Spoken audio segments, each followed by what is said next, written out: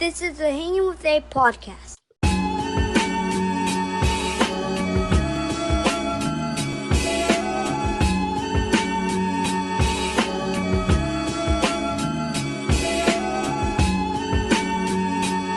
This is the Hanging with A podcast coming to you this time from Rhode Island. I want to say thank you to everybody for subscribing to the Hanging with A podcast, all the support, liking the video, commenting on the video. The Hanging with A podcast right now is at, I want to say I'm at 37,000 subscribers right now. By the time this episode comes out, I should be at 40K. So just thank you for all your support and all your love. I really appreciate it. You can find the Hanging with A podcast. I'm on Spotify. I'm on TikTok. I'm on Snapchat. I'm on Instagram. I'm on Facebook. Like I like to say all the time, I'm all over the place. All platforms. Yes, all platforms. I have a very, very special guest. One of my favorite artists that's out right now. She was nice enough to have me come in and interview her in her home studio. She is the best artist in Rhode Island. I said it, the best artist in Rhode Island. I call her the Queen of RI. That's her nickname for me. And ladies and gentlemen, I give to you, K. Thank you, Abe. I appreciate you. Yeah. I'm glad to have you here. Finally see you in person. It's awesome. Thank you for having me. No problem at all. Thank you for thank you for having me also. So for everybody that did not see episode 32, which was our first episode we did, tell them a little bit about who are you? So my name's K, first and foremost. For those of you that don't know, my name actually has dots after every letter, which is an abbreviation for karma after everything. So I know a lot of people ask me, why do you have dots in your name? And that's literally why. It's an abbreviation. I've been making music since, I would say maybe around 16, 17. I started off making music basically off of just joking around with family.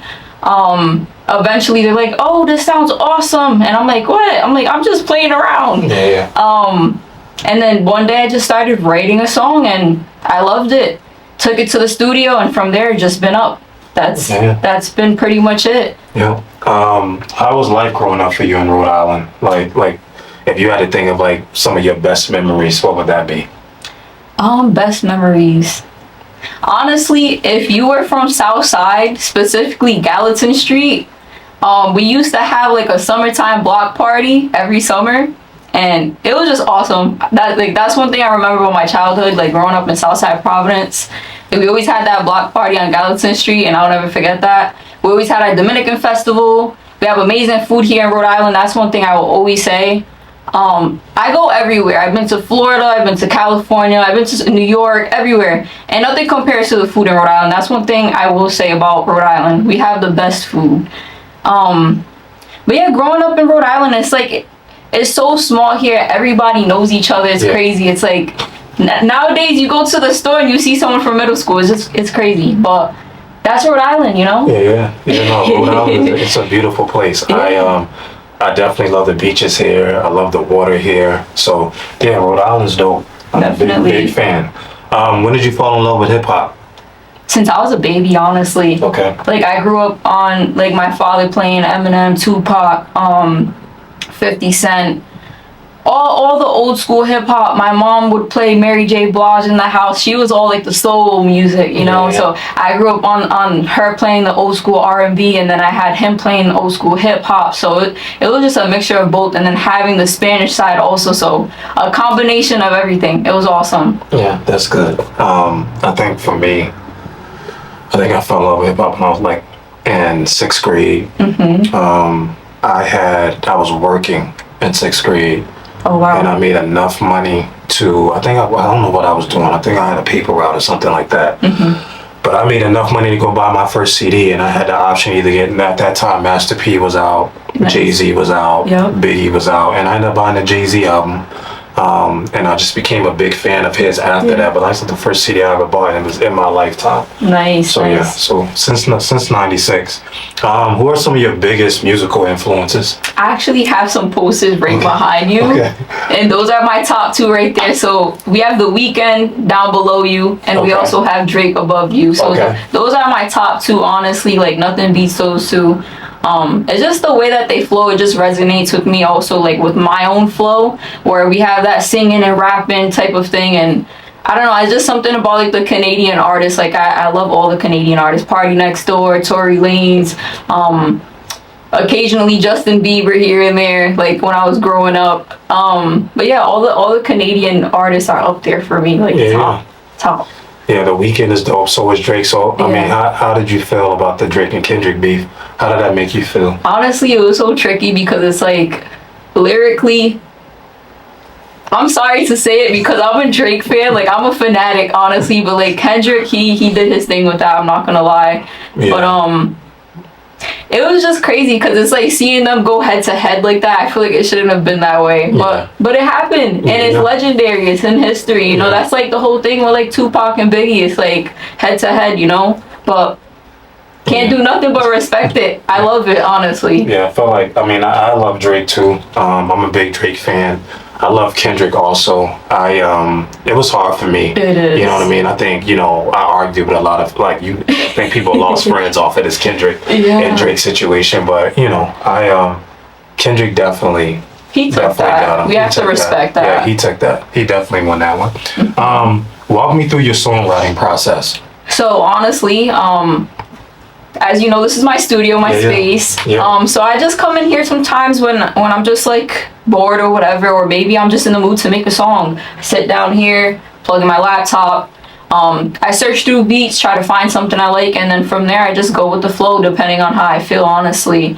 But once I play that beat and I just get into the mood, I just start just writing whatever comes to my brain. Yeah. And usually with the recording process, I just hum out like melodies, and I just lay it out. I literally record myself humming throughout the whole track, and then from there I just create words out of it. Okay. So that's dope. That's how I do things. That's dope. Does it take you a long time to create a song, or like? Typically no, which I surprise a lot of people when I say that, and they're just like, huh? And I'm like, yeah, I made the song in like one day. Like I did it the same day. Beginning to end, I wrote it the same day. Like the quickest I made a song is probably like 2 hours max. Okay. What song was that? I can't even think off the top of my head because I have so many songs that I have finished in 2 hours, you know, and then there's some songs that I've like written half of it one day and then the other half like another week later. But I've never taken like months or years to like finish a song. That's never been my thing. Some people do. Yeah, I'm really quick. I work so fast. Yeah. Okay. That's good. Gotta get the music out there. People be waiting. How do you think your music has evolved over the years? Oh wow, it's evolved a lot, honestly. Yeah. Sometimes I play my old music. Like when I first ever came out as an artist, I dropped a mixtape, which is no longer out anymore just because. Okay. But like for those people that have been there since day one, they know. I had dropped a mixtape.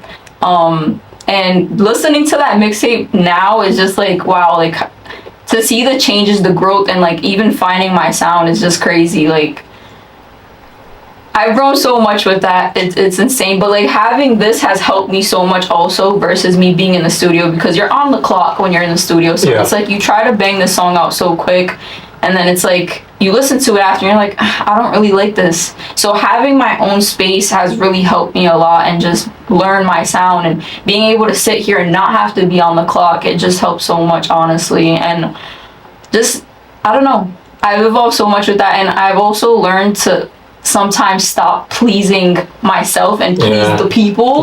Give the people what they want to hear sometimes too, because a lot of times I noticed like with my music I would get so deep into my lyrics and I'm like, hold up, wait a minute, the people don't really want to hear that now. And unfortunately, but that's the time we're in now with music. It's like not too many people appreciate the lyrics. It's more so like, oh, I just want to hear the beat. The beat is good and the lyrics are catchy, then that's it, you know? Why do you think that is, though? Because I feel the same way, too. I feel like people just don't want to hear music no more with meaning. They don't want to hear music no more with a message. Yep. And I'm trying to figure out, like, why is that? Like, being an artist, like, why do you think that is? Like, why do you think people are just, like, tapped out from listening to the message and wanting to hear that type of music? Honestly, it's sad to me because it's like I wish it was that way, because that's how I write my music, honestly, is where I try to like get deep into things, and every single song has a message behind it, but this generation now is just so different. It's like whatever sounds catchy or whatever's in the media, like even the simplest of words, it's like it's crazy. One word goes viral and it's like I need to put that in my song just because, and it's like, and then the song blows up just because that one word's in the song or whatever. And yeah, I don't, it's like I said, it's kind of sad because I appreciate like old school, like Lil Wayne, for example, and music like that, like, and Fabulous, Jadakiss, like that, Jay-Z, you know what I'm saying? So it's just like nowadays people don't really want to hear that. I feel like they just want to hear the beat and the bass hitting, and that's it, and whatever gets them moving in the club, I guess, or whatever's like, I don't know, whatever's trendy in the moment, you know. But that's the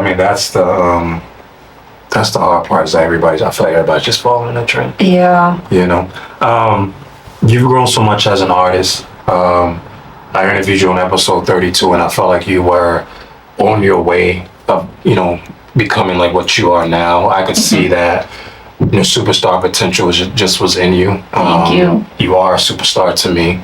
And you work so hard on your craft. Like, it's just been beautiful to watch. Like, talk to me about like that journey, like the progress that you made, you know, whether it be you got rid of some people that you wasn't really rocking with back then, or you've changed your sound. Like, tell me a little bit about like what that journey's been like for you. Honestly, it's been like a roller coaster, like trying to, like I said, discover my sound and trying to network with certain people and seeing what works with me and what doesn't. Seeing who's even serious about the music as well, because that also has like something to do with it also, you know, like having to find someone to engineer, to produce. It's always been like a struggle sometimes, especially in my city, because not too many people take their craft seriously, and it sucks that it has to be that way, where it's like I have to kind of escape my city and go elsewhere just to basically expand, you know, and to grow as an artist. I shouldn't have to and there's so much talent in this state. It's just sad because it's like I said, there's some people that are envious, and it shouldn't be that way though. It's like and nobody has really, there's a few people that have blown up from the state, but I don't think there's anyone that can really say like, yeah, I'm from Rhode Island and I'm a huge like mainstream artist. Like, I don't think there's really anyone yet, but it's because of that reason. It's like we don't have the support that I feel like we should have. It's like we have to escape and go to the nearest place, whether that be New York, or maybe we have an opportunity in California and work with those people, do business. But I see it growing. It's just as of right now, I feel like the music scene is like currently as we're speaking, it's like dying out in Rhode Island. But I hope that changes. I pray that it changes. I hope that everyone unites and we do have younger kids, even, because that's who I like want to inspire, and honestly, is like the younger people to just chase their dreams and do what you really want to do, not what maybe your parents told you to do or anything like that, you know. And it's like I grew up that way too, where it's like, you know, you grow up in that typical household where your parents tells you, oh, you need to do this or you need to do that in order to be successful or whatever. But it's like at the end of the day, if you're a creative individual, chase your dream, do what makes you happy. Do something that where you wake up every day, you're going to wake up and be at peace and be happy. Not wake up, go to your workplace and be miserable, you know? So that's why I do what I do now. It's just like, this is my happiness, this is my joy, my peace. And it's like, I enjoy it. I love it. Yeah, I, like you say, like, you know, there's nobody has put, you know, there's nobody that's put Rhode Island on the map yet. Do you find... do you feel that way? Do you feel like it's on you to like do that? Honestly, I want to. I hope and pray that I'm the one. I want it to be that way, but you just never know. You're right. Because like I said, there is talent here. It's just that I feel like everyone needs to put that work in. That's really all it is. Everyone needs to put that work in. And if there was more unity, we would be a force, unstoppable. There's so much talent in the state. It's so crazy. And I've seen it because I've worked with some talented individuals myself, so... Why do you think that, like, I feel like I feel like there is a lot of talent in Rhode Island. I've come across a lot of talented artists from here. Why do you think people just don't want to work together? That, like, you have all this talent in one area. Why wouldn't people want to work together? Why do you think that is? It's just growing up in Rhode Island. If you grew up here, you would know. But it's like everyone has that mindset, unfortunately, where it's like fight to escape. Who's gonna do it first? Right. You know, just like you said, are you gonna be the one to do it? And it's like, I have no idea. I pray to God and wish that it does happen, and it will. Yeah, Let's manifest it. It will. Yeah, it will. It definitely will. But everyone has that, and we all say it, that bucket and a crab mindset where everyone's fighting to escape. Right. You're and not trying to help. we're not helping each other get out. It's just that one person trying to lead by themselves. Right. There's no hand. There's no handout. Just like in my song, there's no handout. Right. But it's funny because there's a Jay-Z picture that I had. I think I posted it on Instagram like a while ago. But he's climbing the ladder. Yep. But he's reaching his hand back to help everybody else come up to the ladder with him. Yeah. You just don't see that even in the podcasting thing. Like I'm always trying to learn from other people, and like I've reached out to other people. Either they don't get back to you, or they're like, "Oh, you got to figure it out on your own." And it's like, I'm not asking you how to figure it out. I have it figured out. Exactly. I'm just trying to like bounce some ideas off of you, and people won't even do that. So it happens on this side too. Definitely. You know, so I don't know. Have you found, like, now that you are, you know, all the stuff that you're doing, have you found people like just, you know, they hate on you, or say mean things about you, or just act different because of like the way that you're doing, like, because of your success? Not necessarily hate. I mean, occasionally yes, but more so I've seen fake love where it's like I'll have people reach out, "Oh my God, like you're doing so good," but it's like, you weren't hitting me up 2 months ago saying anything. Now that you see the ball rolling, now you want to say, "Hey, what's up? Hey, I know her." It's like, I don't know. I'm not a fan of that. It's like, be there from day one, just like you. And I'll never forget that. It's like, you've been here since day one. If you're not here from day one, don't come like when I'm up here, you know what I'm saying? I appreciate the people who've been here with me, you know? Yeah, I mean, I told you from the first interview, I said I'm always going to support you, you know, any way I can. If that's sharing your music, telling people about your music, you know, and I'm from, you know, Maryland. I grew up in Baltimore. So when I post your stuff on my story, like my friends in Baltimore, my family in Maryland, they see your music and they're like, "Oh man, like she's dope." Like, you know what I mean? Like, you know, where is she from and this, that. So I love sharing your stuff because, you know, it gives you that, you know, that platform for other people to see what you're doing. Do you feel like you found your purpose when it comes to music? Yeah, honestly, like I said, the whole purpose of me making music is just to inspire like the younger people that's like growing up confused, like I don't know what I want to do. Like find what it is that you love to do and just be about that, you know, like really discover yourself, whether you have to pick up a guitar, piano, or even a pencil and learn how to draw. Like really tap into your creative side and like explore that. There's nothing wrong with that, you know. Even if you do want to pursue being a teacher or a doctor or something like that, it's always okay to just have that creative thing on the side, you know. But it's just been great. Like the whole music thing has just always been great for me, honestly. I just love it. I really do. But inspiring the youth and like just putting a message across, whether it be through my music, like I just love doing that, you know. Okay. Yeah, no, I mean, the message is strong. Especially with a lot of your new stuff. A lot of your new stuff has just been amazing. The EP was amazing. Thank you. Your new single, Love on Me, is amazing. Thank you. If you guys haven't listened to that, you definitely need to go stream that and download it because it's fire. The EP's fire also. Love and Pain. So check that out as well. Talk to me about like your shows, because you've been doing a lot of shows. My apologies that I have not came to a show. I promise you I'm going to come to a show.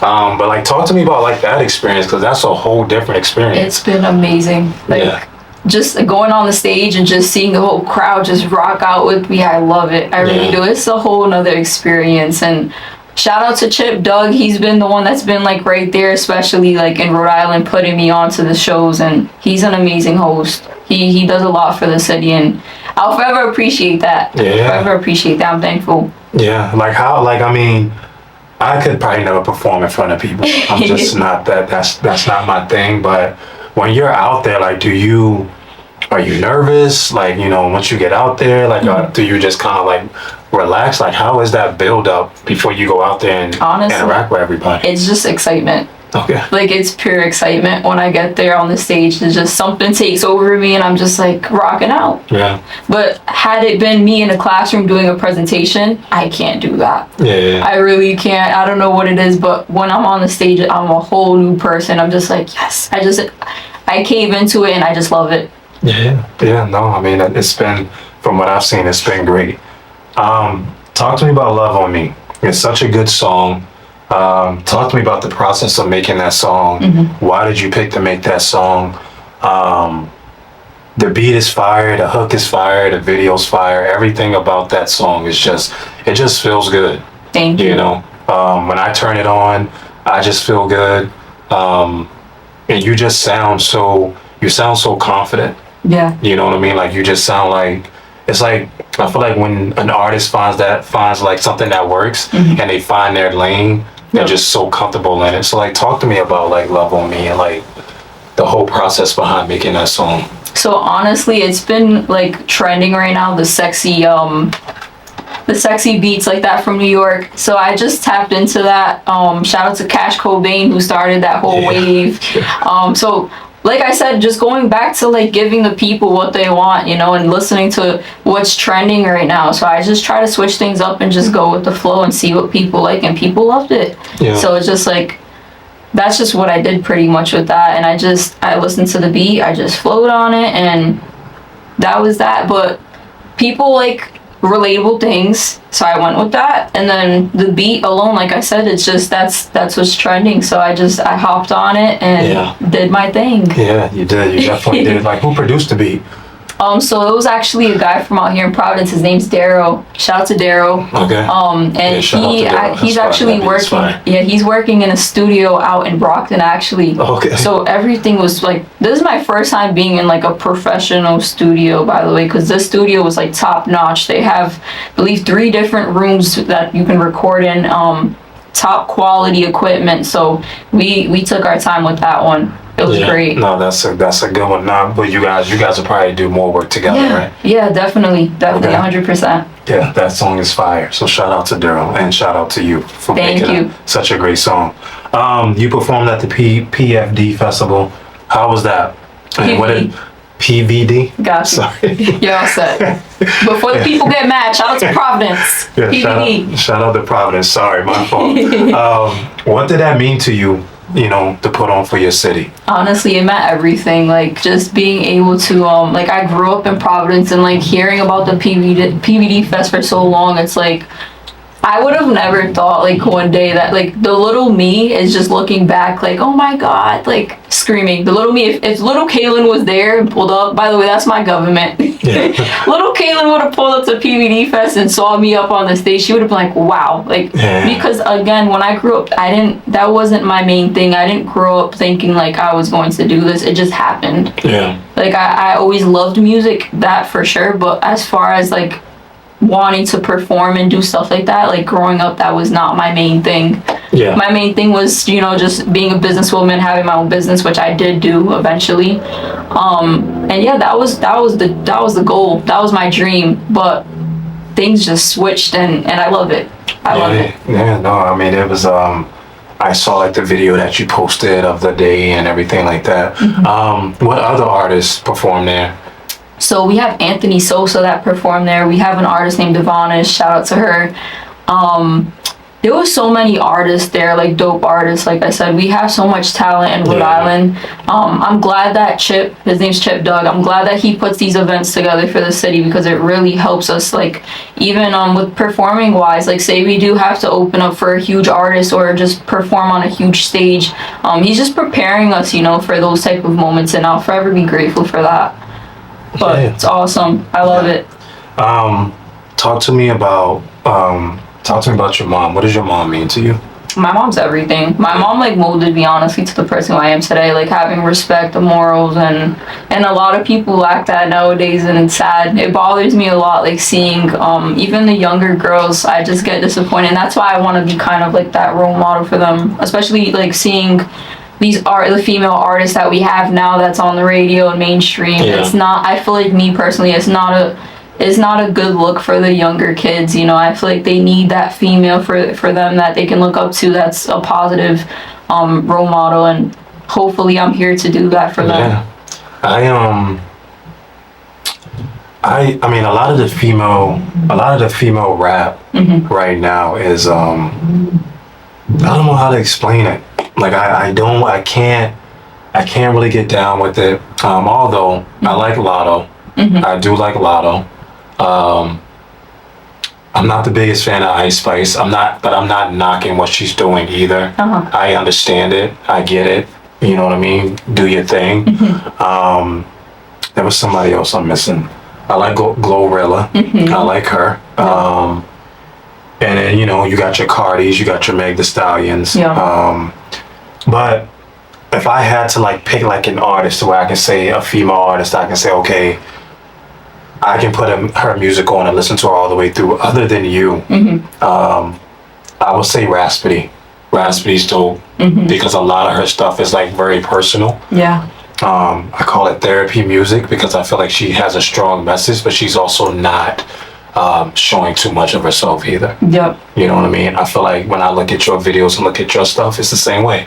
Like you pay more attention to what you're saying versus in how you look, right? Exactly. Because if you're on a video, you know, again, like not knocking Ice Spice, but if I'm a man looking at an Ice Spice video, it's hard for you to sell somebody like, oh, I like her because her lyrics. Is that really what you're paying attention to? Are you paying attention to something else? It's the image. Right, it's the image. And like even like sometimes like when I see stuff, because I love to post artists in my story. You know what I mean? I've been doing a lot more underground because I want to give a lot of underground artists that support because, you know, mainstream, they don't need it. But like it's hard for me to post stuff with Ice Spice. Because I'm like, I want to post this, but you know what I mean? Because, you know, I got people that follow, I got people that look at my story. I don't want nobody saying like, oh, you know, hey, what is this? Like, this is not what we're used to seeing from you. So I just don't do it. But but yeah, you know, but I don't know. That's just how I feel. So like, my guess is like you probably feel the same way too when it comes to that type of music. Honestly, I understand it though. Like, had it been me, for example, and I have a huge record label, hey, we're gonna sign you, but here are the terms. I know 100% that they're gonna want that. I'm not gonna be shocked or surprised. They want, and I get it. It sells. Yes, it does sell. It sells. It does. It's just sad because it's like, it shouldn't have to be that way. What should sell is the lyrics. Is the lyrics, right, and the message. You should be able to sell yourself. You shouldn't have to show your body to sell what you're trying to do. Exactly. We talked a little bit about this, but what do you think about the Providence music scene like right now? Like I said, honestly, I feel like it's dying out compared to way back in 2016, 17 when we had everyone just going crazy, and even during COVID times, I feel like a lot of the artists were really exploring, and a whole bunch of new artists actually had popped out during that time, including myself. COVID helped a lot of us artists here in Rhode Island, honestly, like tap into the creative side and explore that, you know. But currently, right now, I feel like we need to do better. We need to do better, 100%. Okay, I agree with that.